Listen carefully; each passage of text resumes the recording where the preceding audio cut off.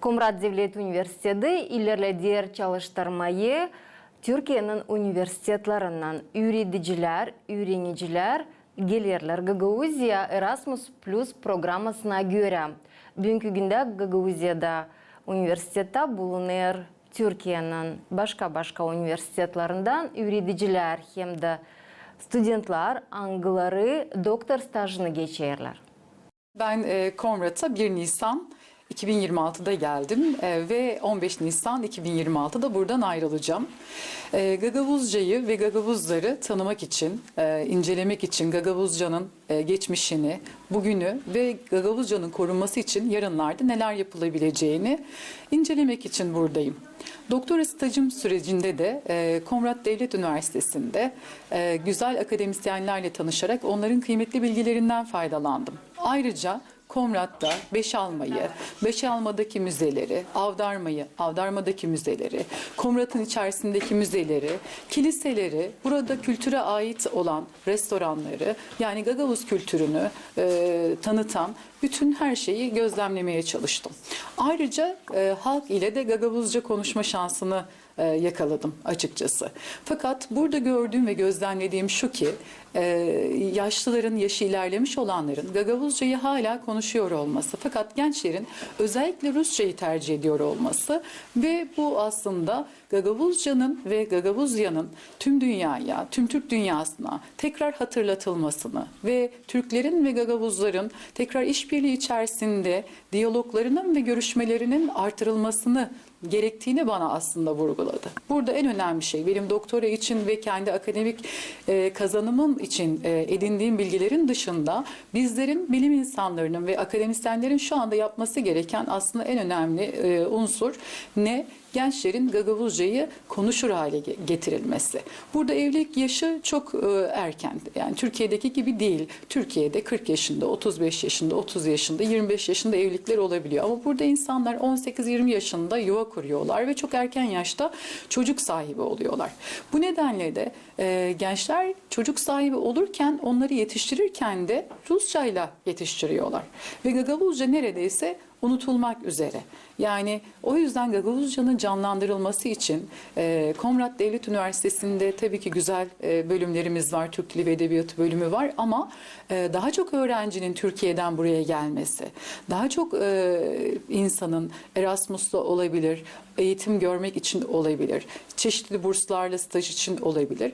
Komrat Devlet Üniversitesi'ne gelerek ve Komrat'ta bulunarak bu dili canlandırması gerekmekte. Benim şahsi görüşüm bu doğrultuda açıkçası. Ben Gagavuzya'ya ilk defa geldim. İyi ki gelmişim. Aslında 15 gün çok olur mu diyerek gelmiştim. Fakat 15 gün bana çok az geldi.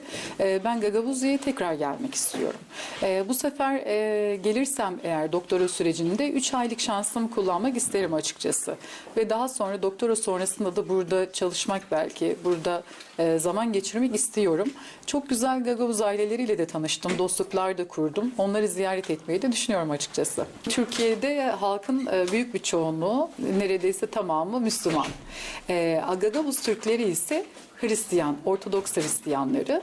Ben özellikle doktora değişimimin, yani stajyerliğimin, Erasmus değişimimin bu tarihlerde olmasını istedim. Yani 12 Nisan Komrat'taki, Gagavuzya'daki Hristiyanların Paskalyası olduğunu öğrendim.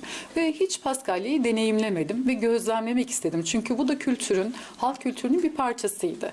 Bu nedenle Komrat'ta staj döneminde sürekli evlerine misafir olduğum bir Gagavuz aileden Paskalya'nın bütün ritüellerini görmek istediğimi söyledim. Paskalya gelmeden, Paskalya bayramı yaklaşmadan 4 gün önce evlerinde pastalar, salatalar, börekler, tatlılar yapmaya başladık. Daha sonrasında da bayram günü geldiğinde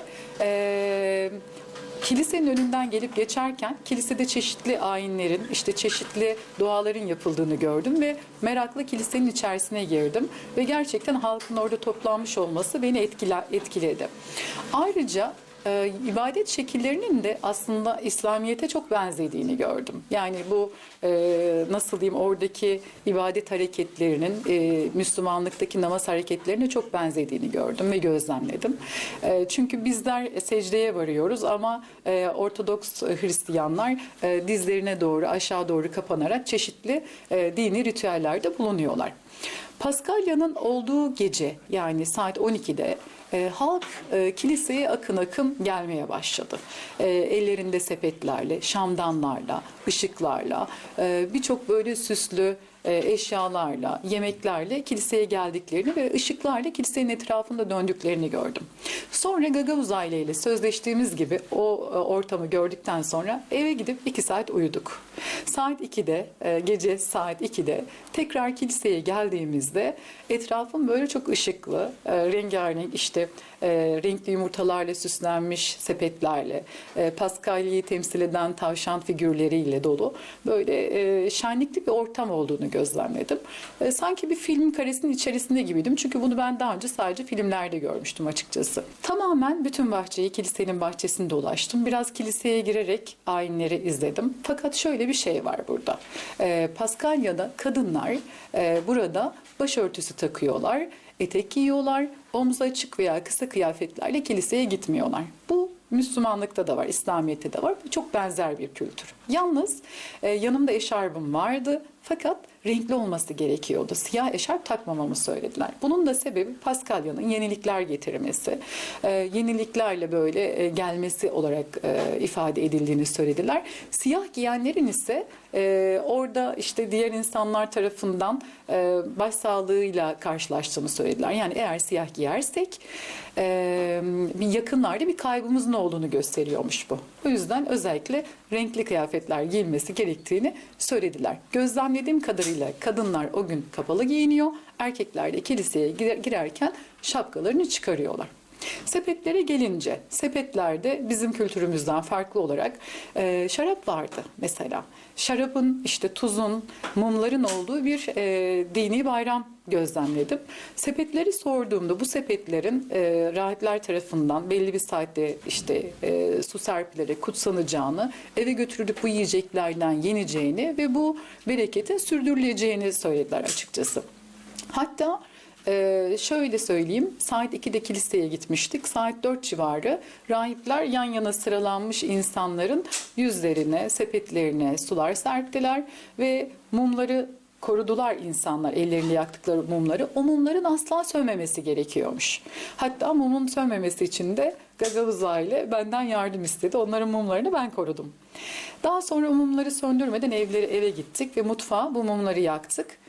Yani yanar bir şekilde koyduk. Fırından daha önceden fırına kiliseye gitmeden önce bıraktığımız kuzuyu çıkardık. Önceden hazırladığımız sofraya yemekleri yerleştirdik. Çünkü kuzu hazırladı ev sahibi. Biz domuz eti tüketmediğimiz için çok saygılı, birbirimizin kültürüne saygılı olduğumuz için güzel bir aileydi ve çok güzel bir sofra kurdular bana. Sabah 5.30'da yemek yiyeceğiz. Neden 5.30'da yemek yiyeceğiz? Çünkü İslamiyet'te olduğu gibi Hristiyan Ortodokslarda da oruç geleneği varmış. Bu oruç geleneğinde hayvansal gıdalar, et, süt, yumurta gibi gıdalar tüketilmediği için Paskalya'da da kiliseden gelince oruçlarını açmaları gerekiyorlar. O yüzden de tam dedim ki ben bütün ritüeller orijinaline uygun olsun. O yüzden de saat 5.30'da sofra kuruldu. Sofraya oturuldu aile fertleriyle birlikte. Güzel dileklerde bulunarak yemek yedik. Ama bir de şöyle bir şey oldu. Yumurta tokuşturuldu. Bu ritüeli beni de dahil ettiler ama benim yumurtam kırılmadı. Herkesinki kırıldı. Benim için çok güzel bir deneyimdi gerçekten. İnanılmaz farklı bir deneyimdi. Ve bizim kültürümüze çok yakın bir deneyimdi. Yani burada şunu gördüm. Aslında Türkler gerçekten bir. Hiçbir farkımız yok. Dinler farklı olabilir ama dinlerin işlenişi ve temel birleşim noktası iyi insan olmak, hoşgörülü olmak, misafirperver olmak, insana ve topluma faydalı olmak ve bir olmak açıkçası. O yüzden bizler dinimiz ne olursa olsun Türk olduğumuzu, Gagavuz Türk'ü, Türkiye Türk'ü fark etmez. Türk dünyasında bulunduğumuzu unutmamalıyız ve dillerimizi, kültürlerimizi beraber yaşatmalıyız. Paskalya'da benim için gerçekten bunu anlamak, bunu hissetmek, bu birlikteliği fark etmek için çok güzel bir deneyim oldu. Umarım tekrar bu deneyimi yaşayabilirim.